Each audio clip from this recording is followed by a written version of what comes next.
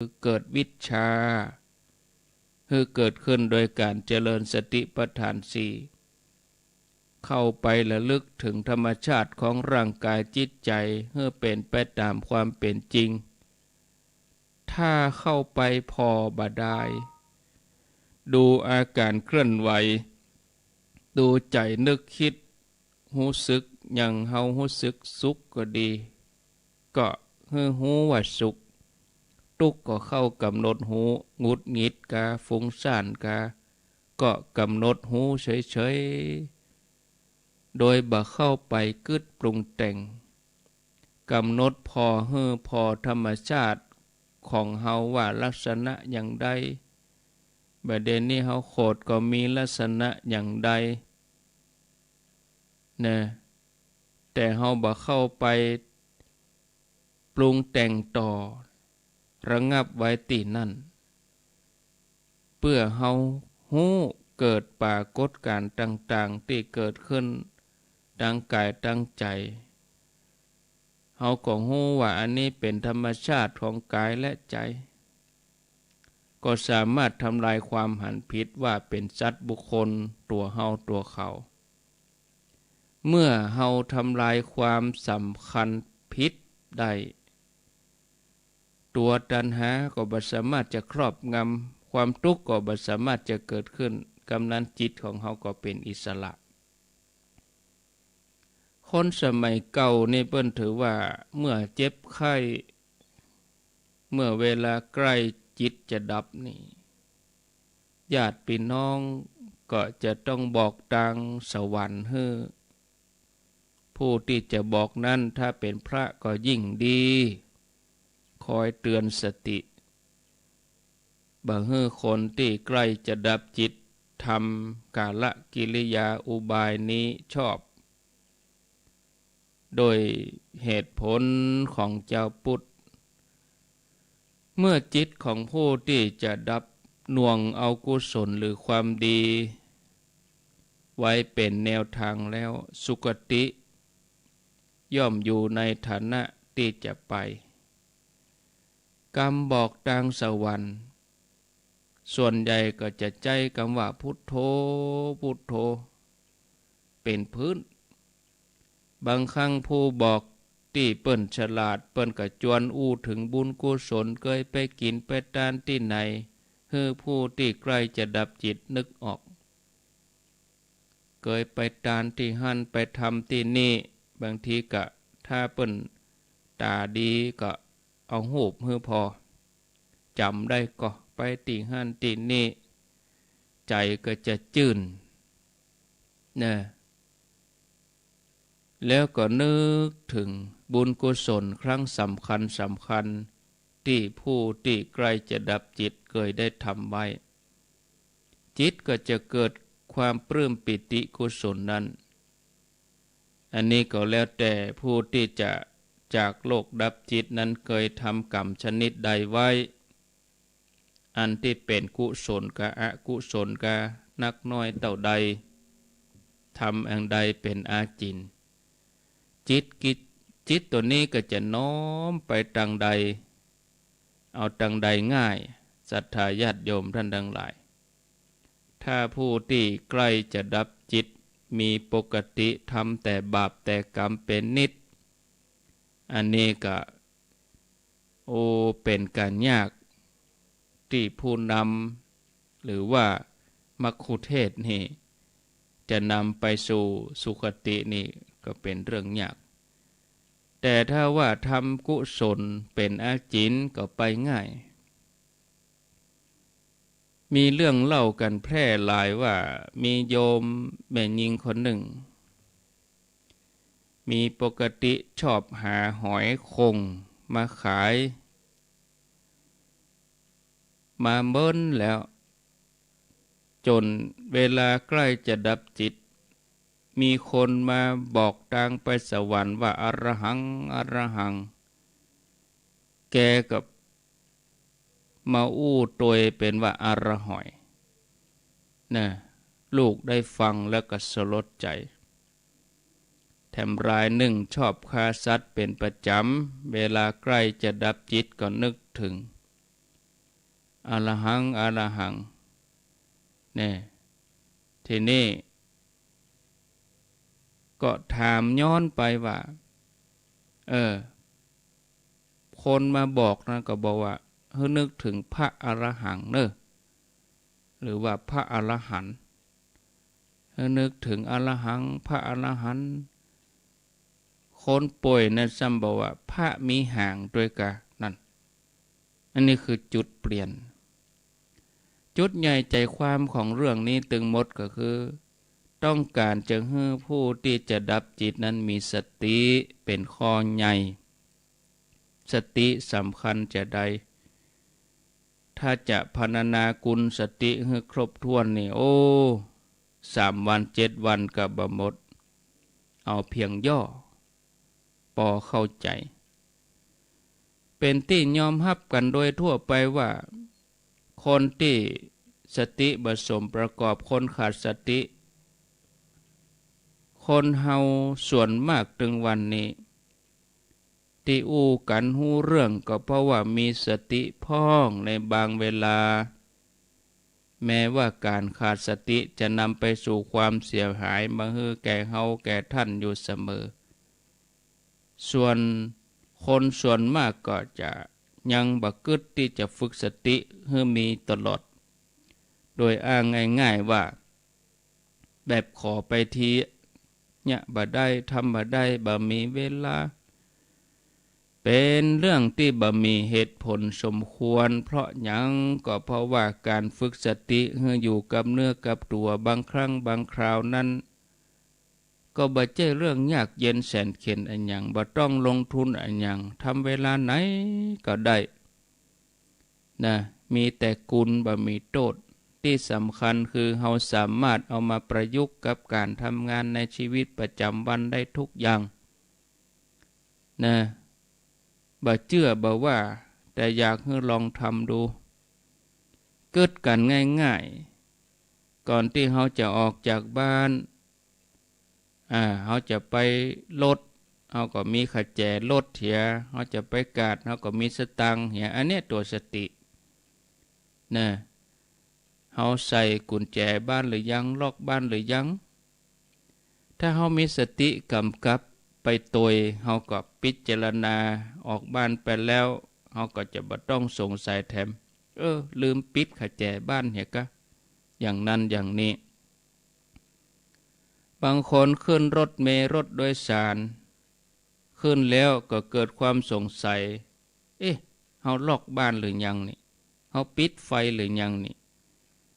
เฮาเปิดไฟละไว้กะนี่โอ้ใจลอยเวลาลงรถก็ก้าวพลาดบางทีไปถึงที่ทำงานแล้วก็ยังมาสงสัยว่าล็อกบ้านหรือยังถอดปลั๊กหรือยังนะใจหนึ่งก็ใส่ว่าล็อกแล้วแถมใจหนึ่งก็บ่แน่ใจทำงานไปโดยก็ขาดความมั่นใจเอาไปเอามากะปั้มเปอลืมหน้าลืมหลังแล้วก็อารมณ์หงุดหงิดห่วงบ้านบ่ได้ล็อกประตูบ้านทำให้อารมณ์เสียโกรธง่ายอย่างนี้เป็นต้นอันนี้เป็นตัวอย่างเพียงน้อยหนึ่งตอนนะตัวอย่างน้อยเดียวเฮายังหันโทษขนาดนี้ญาติโยมท่านทั้งหลายยังพอบาหารโทษของการขาดสติการฝึกสติให้อยู่กับเนื้อกับตัวบ่ใช่เป็นสิ่งที่เหลือวิสัยลองฝึกง่ายๆกันก่อนคงจะดีคือเวลานี้เปิดวิทยุฟังแล้วเราจะไปที่ไหนเวลาเดินก็ตั้งสติเราจะลงเตียงเราเอาเท้าอันอย่างลงก่อนเท้าขวาหรือว่าเท้าซ้ายเราก้าวเท้าไหนก่อนที่จะไปห้องน้ำเราใจมือข้างไหนเปิดประตูห้องน้ำเราใจมือข้างไหนกำขันตักน้ำมาล้างหน้ากำหนดมีสติอยู่นะทำภาระธุระส่วนตัวในห้องน้ำเสร็จแล้วเฮาลุกจะใดเฮาย่างจะใดเตียวอย่างใดจะไปที่ไหนจะใดกำหนดอันนี้คือฝึกสติ จะทำอย่างก็ให้มีสติโดยอาการเคลื่อนไหวของอริยบทต่างๆสวยหน้าแล้วปิกมานอนเฮานอนเฮานั่งเหียก่อนนั่งแล้วเฮาก็ก้อยเอนกายลงนอนหัวถึงหมอนดูอาการปองยุบของต้องอาการหายใจเมื่อหายใจเข้าต้องปองหายใจออกต้องยุบอันนี้คือการมีสติเข้าไปหูอาการต่างๆเป็นการฝึกสติบ่ใจเสียเวลาบ่ใจเสียการเสียงานอันใดเลยท่านผู้ฟังเนาะเวยเหมือนกันพอเวลาละหมดพอสมควรเวลาวันที่14กันยาอันนี้ก็ฝากย้ำทุกเจ้าค่ำเนาะ14กันยาเป็นวันพระวันศีลเป็นวันเดือน12ออก8ค่ำเวลาตั้งแต่9 โมงเกิงจนถึงเวลา5 โมงแลงก็เชิญชวนญาติโยมไปทานธรรมเนอะทานธรรมทานสังฆทานทานขันเข้าจะเกี่ยมลูกบ้านไปก็ได้จะไปปูจาที่ปูนก็ได้ทานธรรมเปตพีมหามูลนิพพานสูตรมาลัยโพธิโลกทำนิพพานสูตรทำวิสุทธิญาทานหาพ่อแม่บรรพบุรุษทั้งหลายโดยเฉพาะการหาบุรพาจารย์เทราจารย์ที่เปิ้นได้เกิดได้สร้างในอดีตคือพระเดชพระคุณท่านเจ้าคุณพระสุนทรปริยัติวิกรมหรือว่าท่านเจ้าคุณมหาทรัพย์นรินทร์โทแล้วก็พระเดชพระคุณท่านเจ้าคุณพระเทพวิสุทธิคุณอดีตเจ้าคณะอำเภอดอยสะเก็ดทั้งสองรูปนี้เป็นผู้ริเริ่มในการสร้างม่อนพระศรีสองเมืองแล้วก็ประดิษฐานพระศรีสองเมืองไว้ที่ดอยนางแก้วระหว่างรอยต่อดอยสะเก็ดเวียงป่าเป้าแล้วก็วันที่14นี่ก็เพิ่งก็จะต้านหาบรรดาญาติพี่น้องของญาติโยมบอกว่าไก่ทุกคนที่มีส่วนร่วมตลอดจนถึงญาติโยมใครไปเอี่ยวไปพอแล้วก็ตานให้กับผู้ที่ถึงแก่กรรมเสียชีวิตไปในอุบัติเหตุระหว่างเส้นทางที่ดอยนางแก้วตลอดเส้นทางอุทิศบุญให้กับดวงจิตวิญญาณตานหาภูมิเทวดารุกขเทวดานะอันนี้ก็ทยอยไปบ่ได้เป็นการรวมกลุ่มบ่ต้องกังวลเรื่องคนหลายคนบ่หลายเพราะว่าทยอยไปถึงก็ตานแล้วก็ปิกไปถึงตานแล้วก็ปิกเกียมสั่งเกียมครัวลูกบ้านไปก็ได้เอาทำไปถ้าบ่มีทำก็ที่นั่นจะมีฮื้อปูจาเสร็จเรียบร้อยก็เกณฑ์พระเพิ่นก็จะเทศเรียบร้อยแล้วก็ปิกรับปอนแล้วก็ปิกตลอดวันค่ำเนอะ14กันยาเนอะศรัทธาญาติโยมนอกจากเขาจะไปตานแล้วเขาก็ได้ขนทรายก็บ่ใช่ได้ติ้วขึ้นดอยนะคือเขาตักใส่น้ำคุแล้วก็เอาห้อยตีหลอกห้อยตีกวานเสร็จแล้วก็จะมีคนดึงขึ้นใจเครื่องใจมอเตอร์ใจเครื่องดึงขึ้นไปสลิงดึงขึ้นไปแล้วเขาก็เตียวไปอยู่บนบุญท่าปลดจากขอปลดจากกวานปลดจากลอกออกจากสลิงแล้วก็เตียวติ้วน้ำคุเอาไปถอกใส่กองทรายที่เปิ้นเอารวมกันเขาก็ได้บุญละได้ขนทรายกับเปิ้นเหี่ยคู่นะก็วันที่14กันยาเนอะศรัทธาญาติโยมก็ฝากเชิญชวนสาธุชนทุกคนทุกท่านไปร่วมกันก็เป็นตัวแทนก็ได้ประเด็นนี้ก็เบื้องต้นก็มีกุศลเจตนาพระครูโสพลแม่ครูสายทองมาลาดแซมบ้านสันเจดีอย่างส้มบ้านโฮงนี่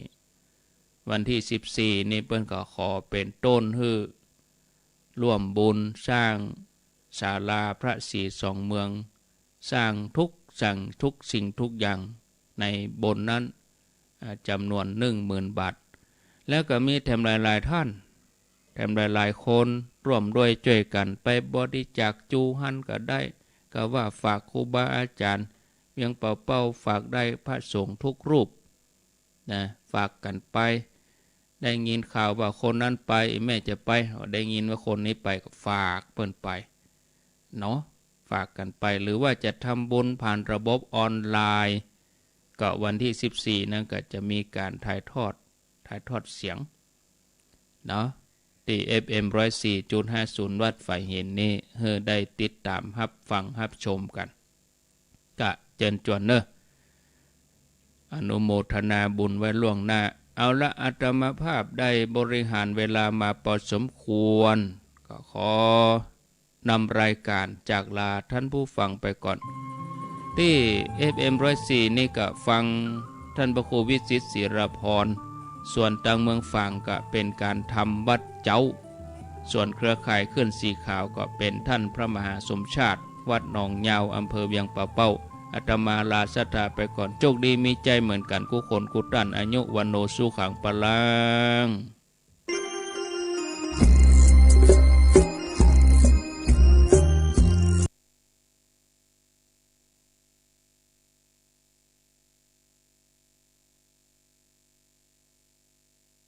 ชาติ